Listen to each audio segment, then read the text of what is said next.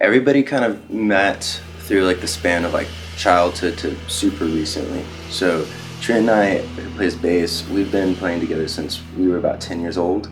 Yeah, so like from middle school onward, we've spent most days together just playing. We were in a band for over 10 years together with one other person and just have been working and cutting our teeth together since we were really, really young. And then that kind of ended and dissolved around the pandemic.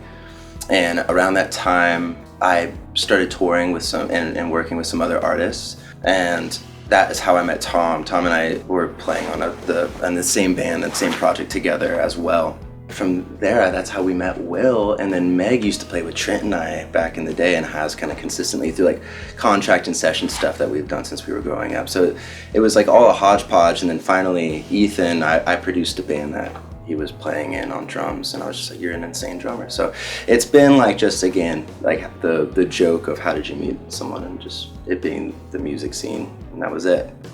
When we were kids, like Trent and I, we noticed like quite a lot of our heroes just ended up just doing things themselves. And so I think there was kind of an assumption that that was just how things were done. So we kind of really early on as kids just took to recording ourselves.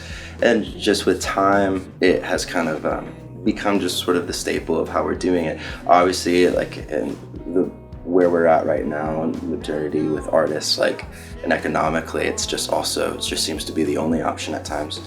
And so when it is the only option, it's the tools that you have at hand. You figure out a way to make it the best it could be and can be. I was in a band for 10 years. That meant the world to me. And then I've spent a lot of time touring and writing with other artists. And I think that with this project in particular, what was really important was it to be pretty honest and to not feel like it was a paralysis of overthinking. Rawness and doing things, in your home at 3 a.m. felt like more of the best way to get out of your own way. For anybody who's like considering it, just go for it and it will start shaping up. I mean, what's beautiful about it is the accessibility for everyone now. And I think the biggest component that we lack is we're lacking naivety. Everyone's cynical, and so over encompassed in their own self-irony and self-awareness that it stunts people and it paralyzes them from actually letting go. And you have to do that in order to make progress in anything in life, but especially with stuff like that. So best advice is to try to let go of whatever that inner voice in your head that's constantly analyzing before a step has been made. I think that's going to be the biggest fight for, I think, a lot of artists in our generation and furthermore. Even though I would say a lot of our songs are kind of conventional song structures, there's a lot of noise influence from myself and other members of the band growing up. So the idea of using your instrument and manipulating it physically, that's always in there, even if it's like kind of tucked in. We have an upcoming single. That song, along with like the first song that we ever put out called A Comet, there's a lot of mechanics on my guitar being used.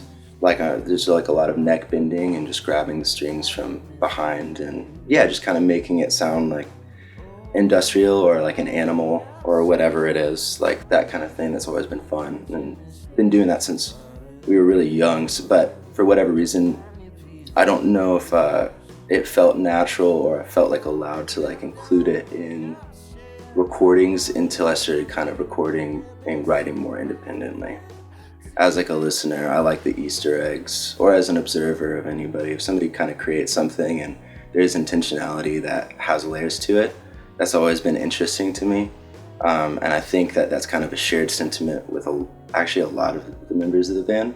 So that's kind of like the fun part, is like you do the song and then typically there's already, and most of the time always, there's an idea there of like certain textures from song to song basis, and those are kind of some of the most fun recording days.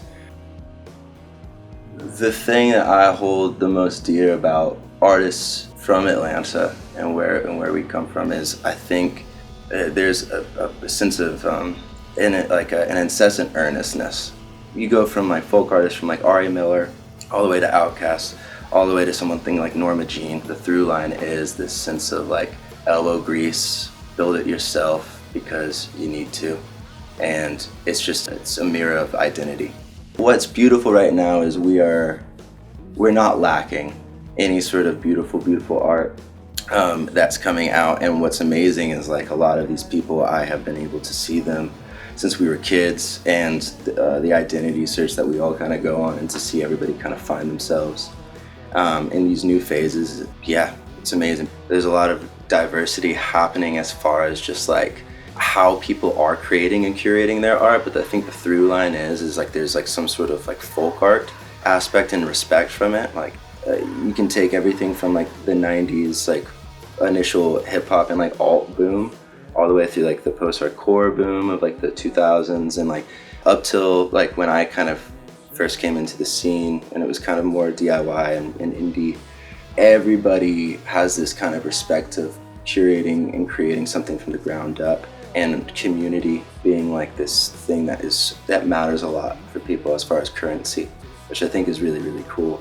I think that Atlanta has one of the more particular sort of tones as far as scenes go, and always has if you stick around long enough to kind of feel it. That's crazy. Okay, cool. That's gonna be beautiful.